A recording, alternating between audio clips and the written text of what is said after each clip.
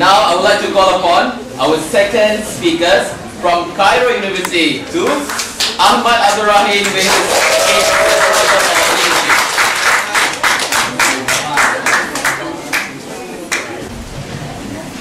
I am standing here today because somebody, somewhere, stood up when was risky, stood up when it was harmed, stood up when it wasn't popular. And because that somebody stood up, a few more stood up. And then a few thousand stood up. And then a few million stood up. And standing up with courage and clear purpose, they somehow managed to change the world. Assalamualaikum. Thank you to the chairperson, to the judges, timekeeper, and the wonderful audience. Assalamualaikum, good evening. On this day, I will talk to you about the struggle of leadership. And I will do this while trying my best not to feel nervous. Ikhwan and akhwat. The preview was an excerpt from President Obama's speech, arguably the best president who can talk. And this is what my speech titled "The Struggle of Leadership" will revolve about. Because I think we as a society have been so long lionized leaders who are great orators that we think the golden rule to become a leader is to talk good. And I stand here before you today to say, no, that's not true. I will stress today the importance of a critical leader in the group. What they must do to ensure the mood and spirit of the group is consistently right and might also develop a culture of responsibility within the group members. But first answering the question, who is a leader? Simple, leader are he who leads, commands, and heads a group or organization. But what makes a leader? Now that's a tough question. Because when we speak of leader, we expect someone who can stand up for us, someone who can represent our voice, someone who can direct us. In other words, we expect charisma, the ability to influence over others. Certainly, we want our leaders to possess an excellent communication skill. For example, if I am a member of a student group which is currently low in budget, I do not need a leader who increases an tuition fee. That is too straightforward approach. Instead, I prefer a leader who says that we need massive restructuring. We need to increase the club activities. We need to give something valuable back to our group members. Thus, we need more money. So what you see here is actually the two sides of the same coin. But what happened here is that good leaders give their subordinates a sense of purpose, a goal. They create synergy by cultivating open-mindedness and the adventure of finding new solutions to all problems within the group members. They are the first element of leader, a motivator. However, talking is not enough. As most people say, talk is cheap. Talking works one way. In an effective organization, there must be a two-way communication. Leaders must learn to listen. Only then can leaders convince their inferiors that they are superior than themselves. As Henry Kissinger said, it is the task of the leader to get his people from where they are to where they have been, to where they must be. Pardon me. But how do you convince people that they are better than themselves? To find the answer, we must look into scientific studies. In a 1994 book titled Emotional Contagion, psychologists Glenn Hadfield and John Cassioppo brilliantly argues that communication is in some sort of way, it's like dancing. You see, when people talk, when you and I talk, our volume and pitch rise and fall into balance. We are searching for an equilibrium. Our body language complements each other. Our body language complements each other. This isn't, for example, if right now I said something that you do not disagree, that you do not agree on, you will shake your head in disagreement. And so does your friend next to you. This is a natural response, since emotion are in a sort of way contagious. However, some of us are very good at expressing our emotions and feelings. Psychologists call them senders. And this is what a genuine leader should be, a sender. They must know how to send their emotion and words carefully to their inferiors, to their workers, so that they too share this vision. How to tell sorry to to their workers when their relative die, for example. Also, how to congratulate their subordinates. Outstanding performance handling the Medicophilic months. So my reminder to all leaders is be close to your worker. Hear their thoughts. Compliment with them. Because great leaders never start by dictating. They start by listening. Remember what Imam Shafi'i said? Seek understanding before you lead. Because when you lead, then there is no way to seek understanding. Know your associates up to a personal level. Be the second element of a leader, a friend. Even so, mood also have its own problem. Mood swings and change. What I feel yesterday is not the same as what I feel right now, which is quite nervous, I say. Mood is short-lasting. We need more. We need deep-rooted principle. But a raw principle doesn't come from swoosh. It doesn't come from thin air. I'm sorry, reality doesn't work like that. But they are built by our spirit with it, by our perspective toward things around us. And for leaders, this is where the toughest part of their job is. It is the part where they walk the talk without talking. So, a test by Howard Friedman, a psychologist at University of California, demonstrated this clearly. The effective communication test, as it is called, works like this. Participants were asked to fill a questionnaire of 30 questions which evaluate the person's ability to interact with others. So then what they did was this. They asked the high scorers and the low scorers to tell them how they feel at the moment.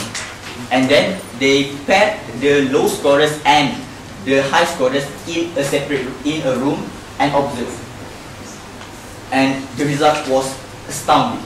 What Friedman discovered was that in just 2 minutes, the low scorers, the not so interactive person, ended up picking the mood of high scorers. So what happened actually? For example, if the low scorers, the not so interactive person, started out happy, and the high scorers, the interactive person, started out depressed, by the end of the 2 minutes in the room, they are both depressed, without a word being spoken. So imagine if these things were repeated day in, day out, surely the effect will manifold. And in leadership context, this is where the third element of leader applies. Lead by example. Leaders must inset the idea to excel in work to others by setting themselves as an example. They're saying that if I can do it, then why not you? Stephen Covey said in his 7 books of highly effective people, he wrote that the best way to influence over others is to be influenced. This is what Dwight Eisenhower meant with the art of leadership. It is the art of getting someone else to do what you want done because he wants to do it. It is what our beloved Prophet Muhammad, peace be upon him, demonstrated in 90% of his da'wah. You see, exemplary leaders convey their message through their effort. They talk through action. Ikhwah and akhwah, never once did I deny throughout my speech the significance of talking good as a leader. But the question that begs answering right now is not how good a talker you are, because not all leader is an Obama or Anwar.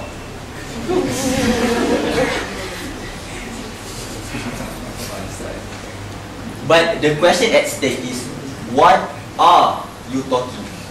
Do you know your workers well enough? What are your objectives when you talk to them? Do you choose your words carefully? Did you make yourself clear to them? And it's because of this argument that I say, without doubt, being a leader is a tough job. A leader motivates himself and others constantly. He's friendly, receptive to suggestion, and aware of his organization's current affairs. He stands as an example for others to emulate. He is the commander of his ship. It's not an easy task. It's not an easy task, my friend. After all, leadership has never been meant to be as a walk in the park. Leadership is not ABC. It is not 1, 2, 3, and it's certainly not do re mi. Leadership is a battle of wits. Leadership is a struggle.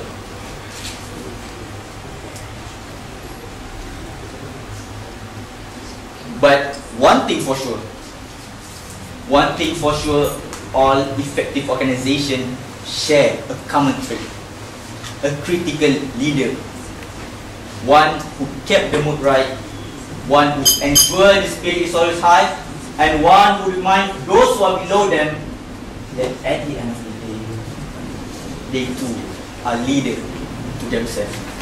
Thank you all for letting me on here.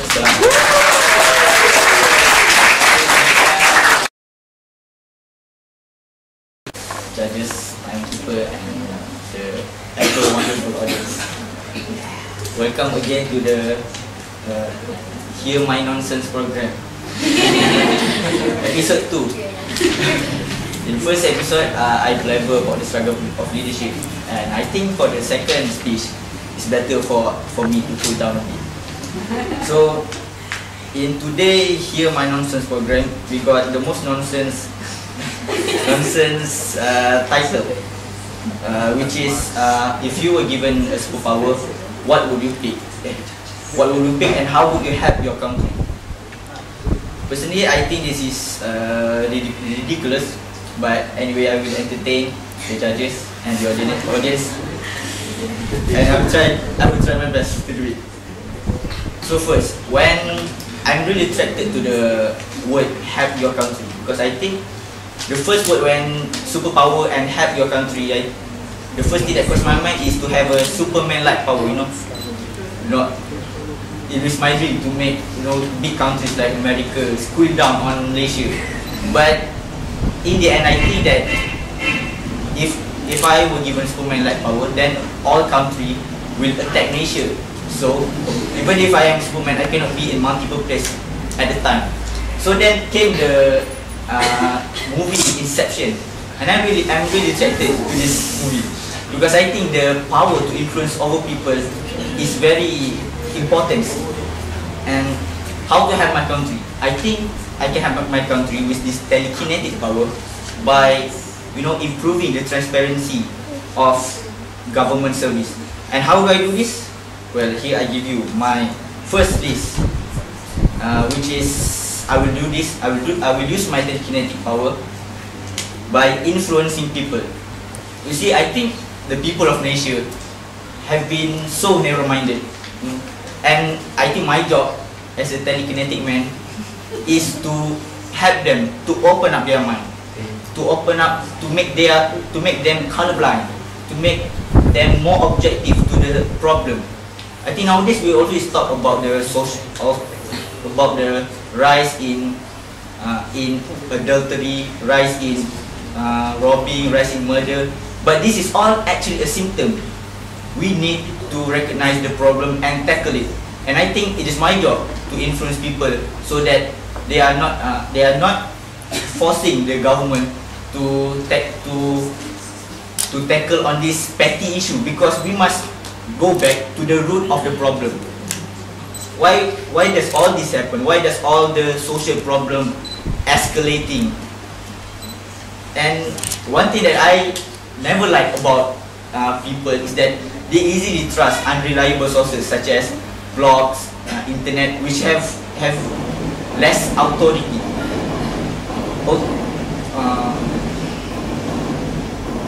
Of course, the blog has made our fabric of society become more open. We are more open to new information that is not published in news or newspaper. But if you think of it, people, when they got the new news, the bloggers will elaborate it in an emotional manner. So what happens is that the bloggers are actually become a politician itself, but without the territory or other. That is my first. My first task. Then the second task. I think this is very interesting. If I have a telekinetic power, I will force politicians to speak the truth. Because I think many problems that are engulfing our nation right now is because this politics. Just imagine all the sex scandal or the murder can all be solved in one sentence. Did I do it or did I not do it? No, it's simple, it's just straightforward thinking. But the politicians prefer to pull the strings and play the emotion of the people. And I'm totally in line with Faisal Tehrani in one of his interviews that we Malaysians are in a political fatigue. We are tired of the politics.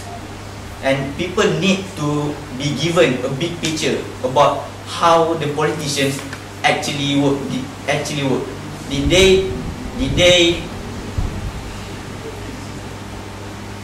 they complete their manifesto that previously they said in the election? And okay, that's the second. I don't have any more idea. Then the third idea, which is bending the rule. If I were given this kinetic power, I will do my best to incent the policy makers so that they will change the rule. I think there is some problem with our jurisdiction in Malaysia, because I think we are not stern enough in executing our sentences. For example, if I rob 1 million, if I'm not mistaken, the most that I will get is 6-year sentence. So imagine 1 million and I must 6 years prison. I'll do it. I rob people, seriously. I think that's why I prefer the Sharia law, which is more stern, and it is very complete. It includes the prevention measures, the execution measures, also it helps to build people. It helps to make people feel safer at their home. But come to think of it, actually, if I do all this, I am a politician myself because I live in Singapore. So better I stop here. Okay, thank you for letting me. Assalamualaikum.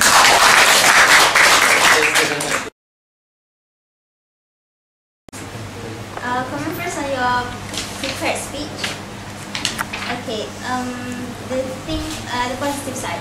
The thing I like about the way you speak and the way the points you given was very good. That it's very objective, and you stated your definition why you give the speech, and I like it that you say that I'm making this point now, I'm going to this point now.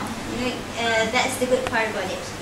And another one is another positive point I like is about the examples. Sorry, I forgot all the examples, but about 5 to 7 examples that was really good. And the other one is about the nice, polite sense of humor, and it's really related to the topics. This is not my personal view we discussed just now. Okay, and about the one negative side is you have a little bit less of eye contact, not dispersed to the whole audience. And another one is about the expression. You have a little bit hard expression. It's to soften a bit. Alright, so next. Right, okay, and about the impromptu speech, it's a bit bad side that you didn't find it amusing. Tapi, okay, sorry. Alright, but the nice part about is this, to me, this is another view of how you perceive superpower. That's a good thing. And the examples are good. I really like the thing about the inception stuff, and the one that you have to improve on, because I think it's an impromptu speech, so you need to improve more on your grammars and your language. But so far it's good.